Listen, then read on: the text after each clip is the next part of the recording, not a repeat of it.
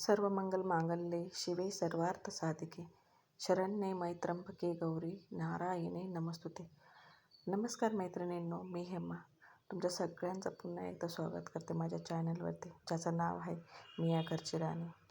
तर मी आज तुम्हाला वैभवलक्ष्मी व्रत मी कशा पद्धतीने करते हे याची संपूर्ण माहिती आजच्या व्हिडिओमध्ये शेअर करत आहे. तरी व्हिडिओ स्किप न करता संपूर्ण बघा आणि व्हिडिओ आवडल्यास व्हिडिओला लाईक, शेअर आणि चॅनलला सबस्क्राईब नक्की करा. चला तर मग बघूया आपण वैभवलक्ष्मी व्रताची माहिती. सर्वप्रथम इथे पूजेसाठी जे जे सामान लागणार आहे ना, मी ते सगळं एका ताटामध्ये काढून घेतलेलं आहे. हा एक तांब्याचा कलश आणि इथे ताटामध्ये सगळं साहित्य जे मला पूजेसाठी लागणार आहे ते मी काढून घेतलेलं आहे. आणि जिथे आपण पूजा मांडणार आहोत ती जागा स्वच्छ गोमूत्र टाकून आपल्याला आधी पुसून घ्यायची आहे. त्यानंतर रांगोळीने त्याच्यावरती एक स्वस्तिक काढून घ्यायचे आहे. स्वस्तिक काढून झाल्यानंतर त्याच्यावरती आपल्याला हळदी कुंकू व्हायचे आहे. त्यानंतर इथे एक पाट घेऊन त्याच्यावरती आपण स्वच्छ धुतलेलं वस्त्र आथरून घेणार आहोत आणि पाटाच्या भोवतीने ना अशी आपण सुंदर रांगोळी काढून घेणार. तुम्हाला जर रांगोळी येत नसेल ना तर साच्याने रांगोळी काढा. साच्याने खूप सुंदर रांगोळी येते. तर इथे ना लोकल मार्केटमधून मी हे साचे आणलेले, तर इथे हे मला साचे ना 50 रुपयाला मिळालेले आहेत. त्यानंतर इथे आपण पाटावरती तांदळाने अष्टदल काढून घेणार आहोत. आणि इथे तांब्याच्या कलशाला आपण 8 दिशांना हळदी कुंकवाचे असे 8 बोटं ओढून घेणार आहोत, आतल्या बाजूने आणि बाहेरच्या बाजूने पण.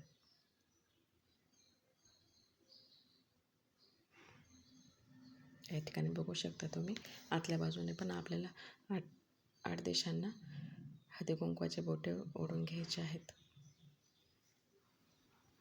त्यानंतर इथे कलशामध्ये पाणी घेऊन आपण त्यामध्ये हळदी कुंकू, अक्षता, सुपारी, 1 रुपयाचे एक नाणे आणि थोड्याशा फुलाच्या पाकळ्या टाकून घेतलेल्या आहेत. आणि त्यावरती आपल्याला 5 विड्याची पाने ठेवून एक अशी प्लेट ठेवायची आणि प्लेटामध्ये थोड्याशा अक्षता घेऊन त्याच्यावरती आपल्याला एक सोन्याचा दागिना ठेवायचा आहे. आणि या ठिकाणी इथे ना माझ्याकडे आपण दिवाळीला जी लक्ष्मीपूजनाला मातेची मूर्ती आणतो ना, ती लक्ष्मी मातेची मूर्ती इथे होती, तर ती मूर्ती मी इथे पूजेमध्ये ठेवून घेतलेली आहे. आणि इथे श्रीयंत्र ठेवून घेतलेलं आहे. श्रीयंत्राच्या बाजूने कमळगट्ट्याची माळ मी ठेवलेली आहे. इथे एका दोन विड्याच्या पानावरती आपण गणपती मांडून घेतलेला आहे. कारण की कोणत्याही कामाची सुरुवात करताना आपण गणपतीच्या पूजेने आधी सुरुवात करतो, म्हणून मी इथे एका पानावरती गणपती बाप्पांना विराजमान करून घेतलेले आहे. आता इथे मी दीप प्रज्वलित करत आहे. इथे मी 3 दिवे घेतलेले आहे. एक देवा पुढे लावणार आहे आणि एक इथे वैभवलक्ष्मी मातेच्या पूजेजवळ ठेवणार आहे आणि एक तुपाची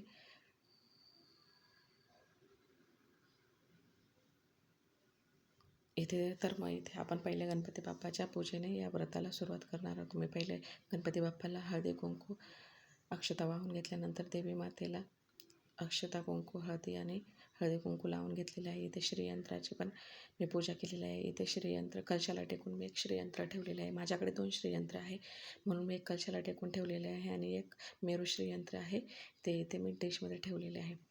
तर इथे मी सर्वप्रथम याची पूजा करून घेतली आणि आता इथे मी कुंकवाने श्रीयंत्राला कुंकुमार्चन करून घेणार आहे.